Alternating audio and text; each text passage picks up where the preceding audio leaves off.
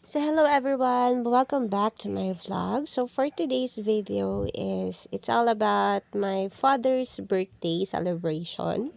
So itong araw nito is February 24, 2024, Saturday. So buong family namin is papunta ng Silang Cavite, if I'm not mistaken. Tatay, hi ka, hi! It's your birthday, hi! Hi! Ganda lang ngiti. Okay.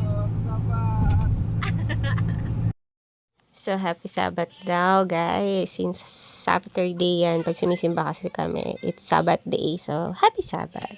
So, ang ganap namin dyan sa kaarawan ni Popsi is, sisimba muna kami since it's his special day. Sisimba kami sa Ayas.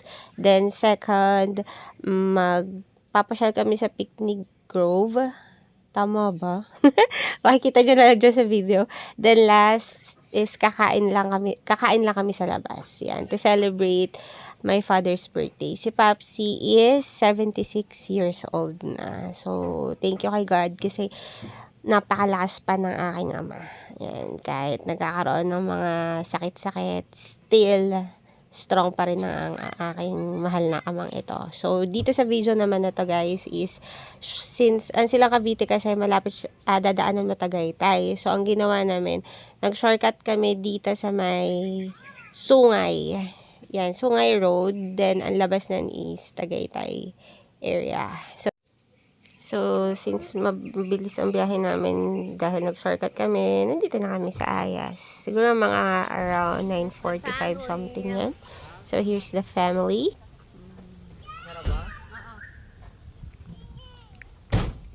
This is my Mama Mary.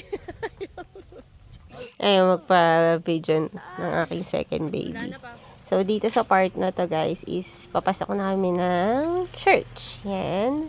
So, ang nagustuhan ko dito sa church ng Ayas is napaka peaceful and elegant ang ambience. Kasi once nakapasok ka as in, napaka-holy. Basta peace. Yan. Then, especially yung upuan nila, ang sarap umupo. Malambot. So, comfy ka talagang makikinig sa speaker. Pero hindi ko na na-videohan yung mga ceremony and so on. Basta ito yung itsura ng church ng Ayas. Yan. Napakaganda. So, dito naman sa next part nito is kakain na kami. Napakasarap nan guys. Gawa ni Chef Day. Wow. Para sa inyo yung subok. This is masarap. Made by Chef Day. And the adobo is made by Chef Day. Ikaw ba nagawa ng adobo, ma? Balasa nga, hindi ko alam ba't nag-iba lasa. Hindi ko alam And the birthday boy there. And the Prince Noel. Hindi ako natatabang ako. The third.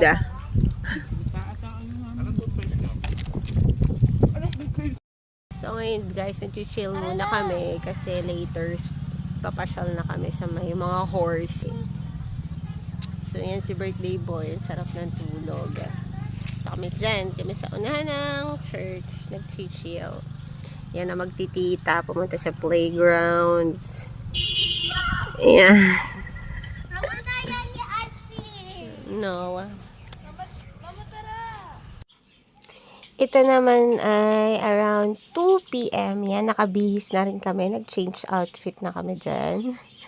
So, yan. Ito na medyo haggardus ang everyone. Pero mag-aayos yan. Mag-aayos kami dyan kasi sobrang init ni Vanny.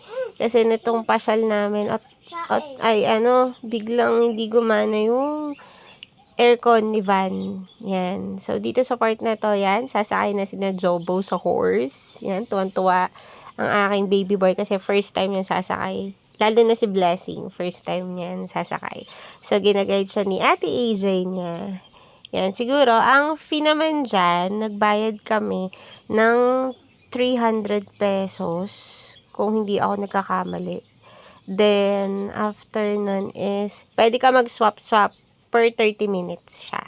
So, tingin ko naman sulit yan. So, dito, habang iniintay ni Jobo yung turn niya, may nakikita kasi siya doon nagbabubbles na bata eh.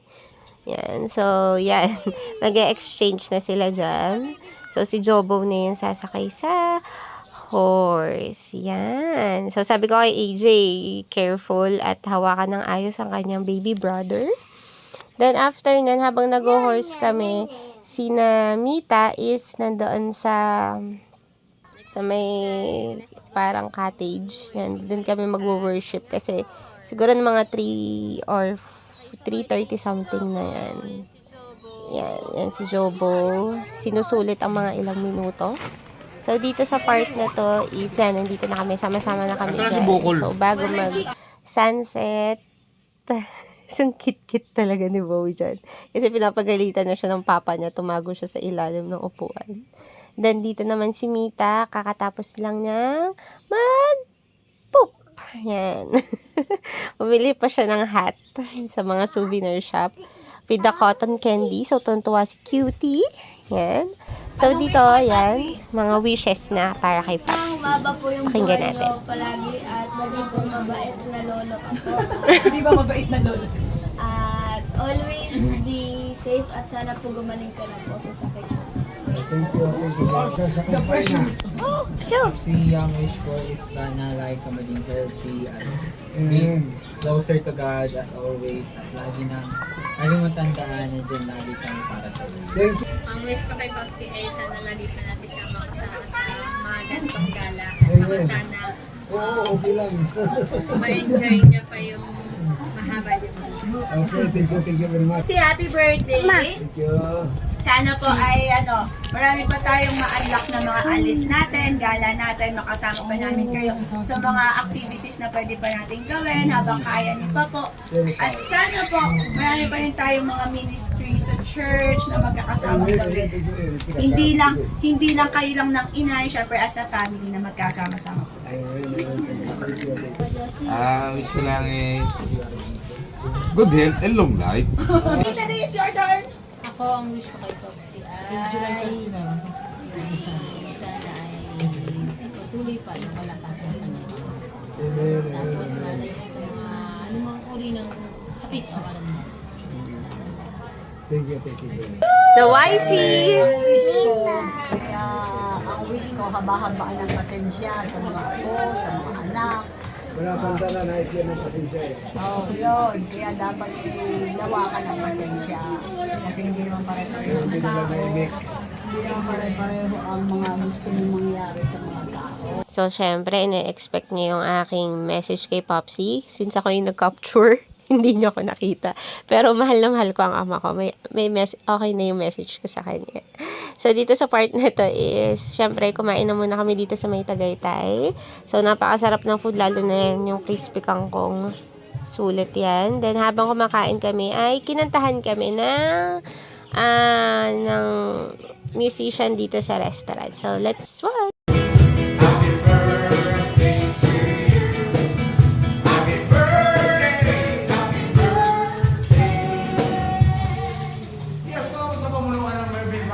Sa buong staff and management, malagod po natin batiin si Sir ng kanya.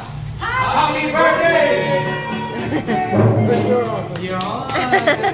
Happy birthday to you!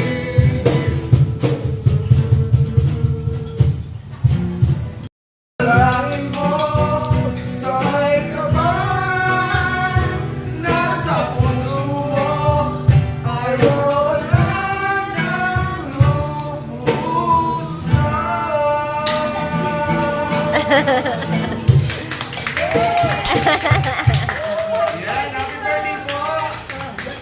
So, that's for now, guys. So, thank you so much for watching. Kindly like and subscribe my YouTube channel para makakita pa kayo ng mga videos about my family and other things. So, thank you so much. See you again on my next vlog. Bye-bye!